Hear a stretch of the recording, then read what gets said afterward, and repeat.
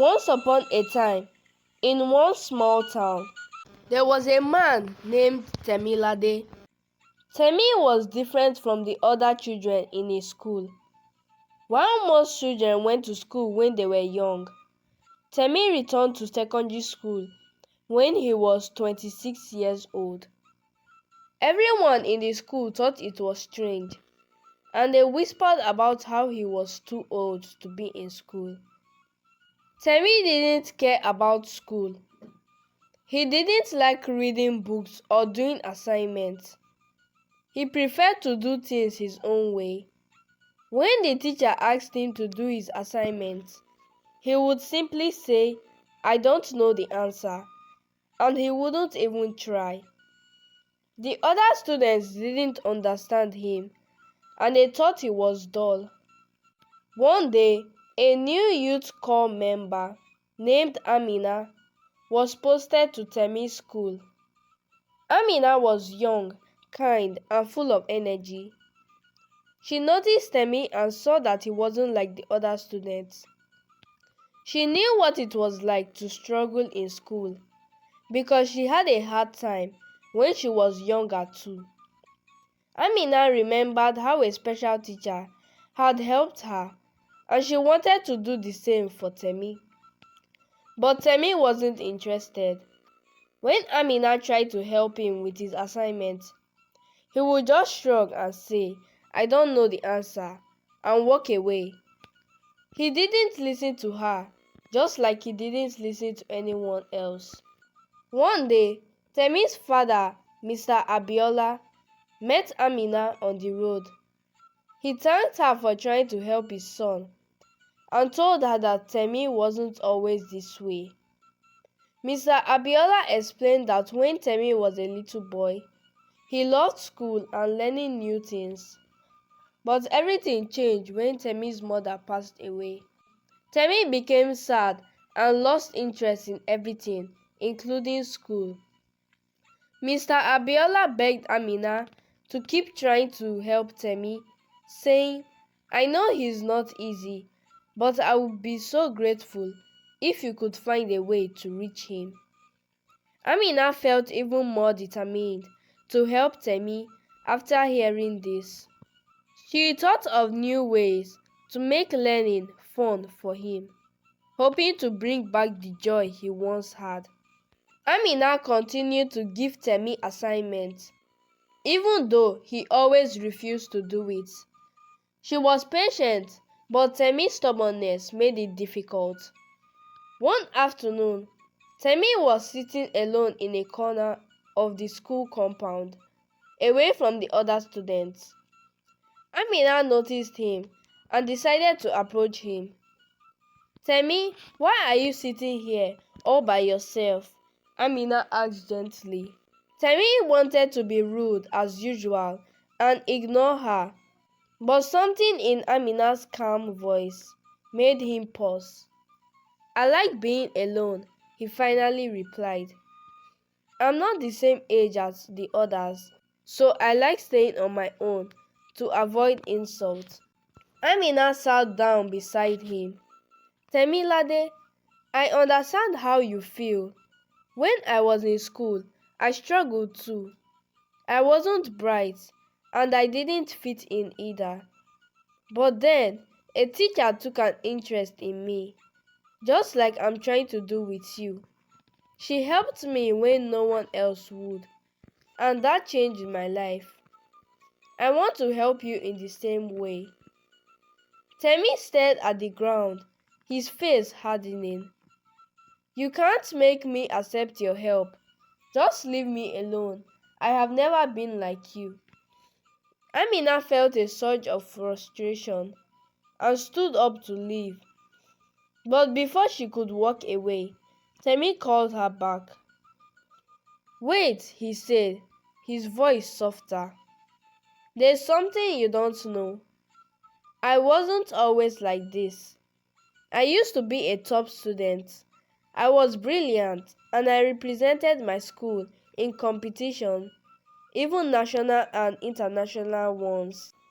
Amina turned back to face him, surprised by his words. What happened, Temi? Why did you stop? Temi's eyes filled with pain. My mother. She died in an accident while coming back from dropping me off at the park to go to a competition. I have always blamed myself for her death. If I hadn't been going to that competition, she would still be alive. Amina's heart ached for him.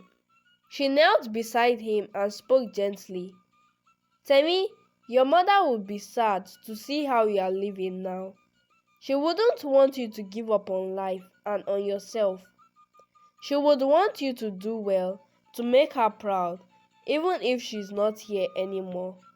Temi's eyes welled up with tears, and he nodded slowly. You are right, he whispered. I've been wrong all this time.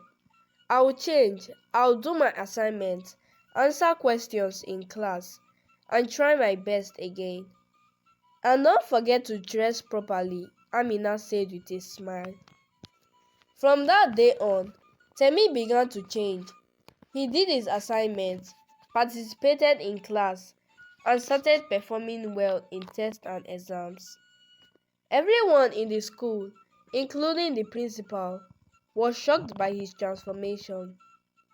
But not everyone was happy about it. The principal's daughter, Onyinye, who was in the same class as Temi, became jealous when he scored the highest on a test.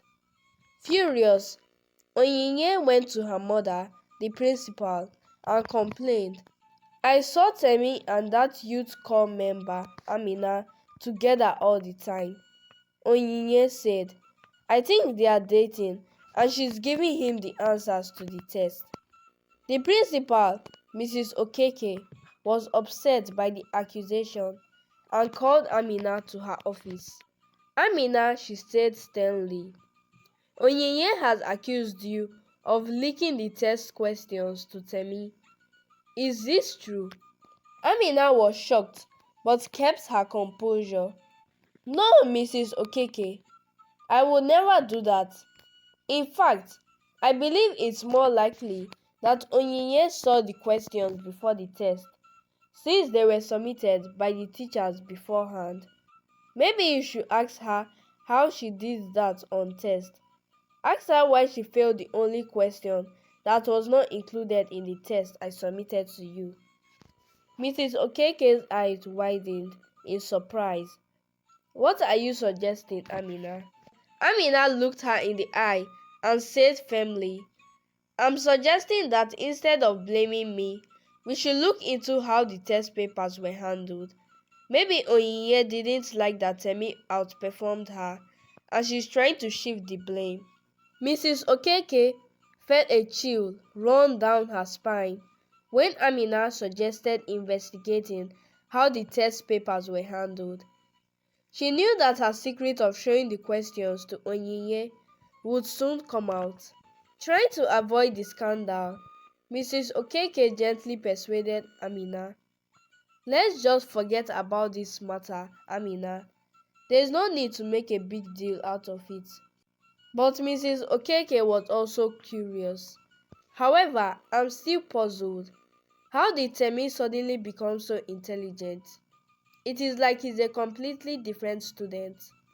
Amina smiled and calmly explained. Temi was always brilliant, Mrs. Okeke. He just lost his way after his mother's death. I encouraged him, helped him regain his love for learning, and reminded him that his mother would be proud to see him succeed. As the days passed, the entire school came to know about Temi. He was no longer the quiet, uninterested student in the corner. Instead, he became known as the most intelligent student in the school. His story inspired others, and students admired how he had turned his life around. When it was time for the final exams, Temi studied hard and did his best. The results were shocking. Temi not only topped his school, but was also recognized as the best student in the whole country.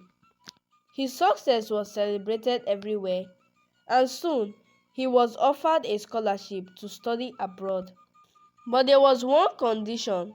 Temi told Amina, "I'll accept the scholarship, but if only you agree to marry me and come with me. You've been my guide, my inspiration, and my friend. I want us to continue this journey together." Amina was overjoyed.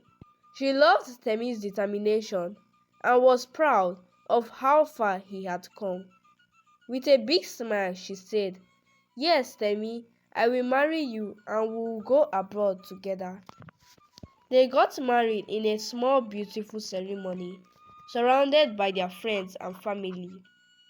Soon after, they traveled abroad, where Temi continued his studies and Amina supported him every step of the way.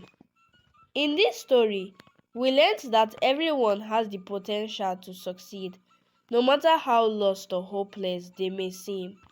Sometimes, all it takes is someone who believes in them and is willing to help them find their way again. Never give up on yourself, and always remember that with right encouragement and determination, you can achieve great things. This is Umma's story time. Thanks for watching. Please subscribe. I am Amarachi Ihoma, the young storyteller.